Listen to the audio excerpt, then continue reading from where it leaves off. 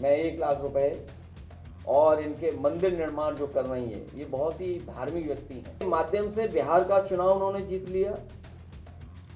SIR की बड़ी भूमिका थी माहौल बिगाड़ने के लिए, दबाव बनाने के लिए, मनोबल गिराने के लिए।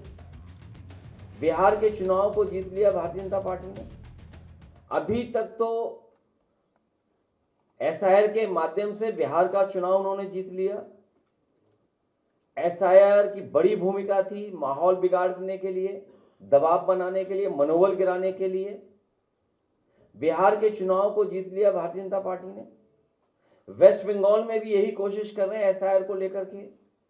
वहां की सरकार लगातार और वहां की मुख्यमंत्री लगातार इस बात को कह रहे हैं कि चुनाव आयोग भारतीय जनता पार्टी का आयोग बन गया है और उन्हें मजबूरी में भारतीय जनता पार्टी के काली करतूतों के खिलाफ काला कोट पहनना पड़ा और सुप्रीम कोर्ट में खड़ा होना पड़ा कि किस तरीके से भेदभाव, किस तरीके से election commission Bharatiya Janata party का सहयोगी दल बन गया। और यहां तक पिछले बाई इलेक्शन में और इधर जो देखने को मिला है, लगता तो यह कि भारतीय जनता पार्टी का झंडा आयोग को लगा लेना चाहिए।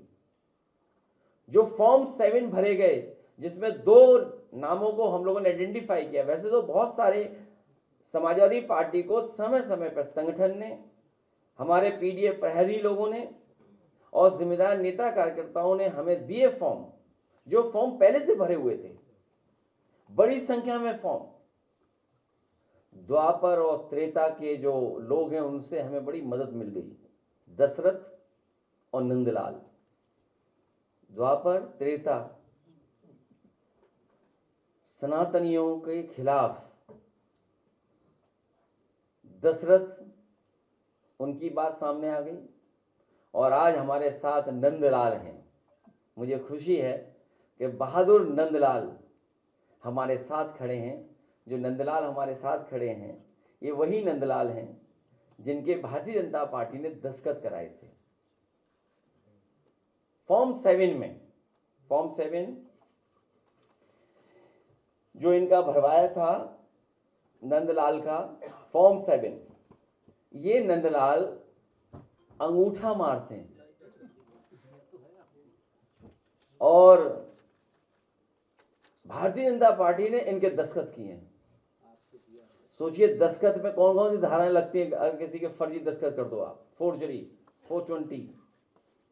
और पहले से चुनाव आयोग के नियम हैं, धारा 31, धारा 32, 31, 32, 31 भी लागू। आइए आगे से खड़े जाओ। ये नंदलाल हैं। मैं अगर नंदलाल से कहूं, क्योंकि मुझे 1 लाख रुपए इनाम देने थे आपको, आप इस प्राइज से वंचित रह गए। आप प्राइज ही नहीं मिला आपको। वही प्राइज जो आपको देना था मुझे, वही प्राइज मैंने इनको दिया। 1 लाख रुपए हम लोग इनकी बहादुरी के लिए और इन्होंने जो लोकतंत्र बचाया उसके लिए और जो सच्चाई हम लोगों के लिए सामने लाए। अब भारतीय जनता पार्टी के लोग पीछे पड़े हुए थे इनके। मैं 1 लाख रुपए और इनके मंदिर निर्माण जो कर रही है, ये बहुत ही धार्मिक व्यक्ति हैं। देवी के प्रति बहुत लगाव है। अपने गांव में ही, अपने घर पे ही मंदिर का निर्माण कर रहे हैं, दुर्गा माँ का। तो हम समाजवादी लोग इनके मंदिर को बनाने में भी पूरा सहयोग करेंगे, क्योंकि देवी की वजह से ही आज इनमें इतनी बहादुरी, साहस आया है और उन्हीं की वजह से आज भारतीय जनता पार्टी पकड़ी गई है बेईमानी करते हुए। ठीक, ये लोकतंत्र बचाने वाले प्रहरी हमारे पीडीए प्रहरी, पूर्व विधायक अरुण वर्मा और इनके तमाम सहयोगी साथियों जिनका नाम मैं नहीं ले सकता हूं, उनके प्रयासों से आज नंदलाल हमारे आपके सामने हैं। भारत निर्वाचन आयोग का नियम है, यदि कोई व्यक्ति मतदाता सूची से नाम कटवाने के लिए फॉल्स लिखित कथन करता है अथवा कोई व्यक्ति किसी दूसरे व्यक्ति की ओर से ऐसे आवेदन प्रस्तुत करता है किसी विरुद्ध लोग 31 है, धारा 31, 32 के तहत एफआईआर दर्ज कराई जाएगी। तो अब हमें उम्मीद है कि भारतीय जनता पार्टी की सरकार भारतीय जनता पार्टी के नेताओं पर एफआईआर दर्ज कराएगी।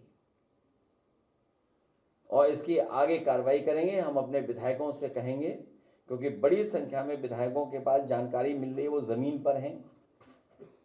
विधायक सैजुल इस्लाम उनके क्षेत्र में भी फॉल्स इंफॉर्मेशन दे करके, फॉल्स दस्तखत करा करके वोट काटे जा रहे हैं। सैजुल इस्लाम भोजीपुरा, ये भी एक व्यक्ति को लेकर के आएंगे जिससे भारतीय जनता पार्टी ने गलत फॉर्म भरे हैं। प्रभु नारायण सिंह यादव जी पहले ही दे चुके हैं कई फॉर्म, बड़ी संख्या में फॉर्म दे चुके हैं, कई फॉर्म दे चुके हैं, कितने हजार, सैकड़ों दे चुके हैं। वो हमारे पास पूरा बंडल है इनका। डॉक्टर मुकेश वर्मा, मनोज पारस जी, इनके यहां भी फर्जी दस्तखत करा करके। Doctor R K. वर्मा लगातार कोशिश कर रहे हैं, प्रयास कर रहे हैं, इनके यहां भी फर्जी वोट काटे जा रहे हैं। ऐसे बहुत सारे विधायक हैं जिनके क्षेत्र में मोहम्मद ताहिर, ये सभी विधायकों से कहेंगे कि गिनती कराने के लिए एक व्यक्ति लाइए आप, और तारीख तय कर दी है 16।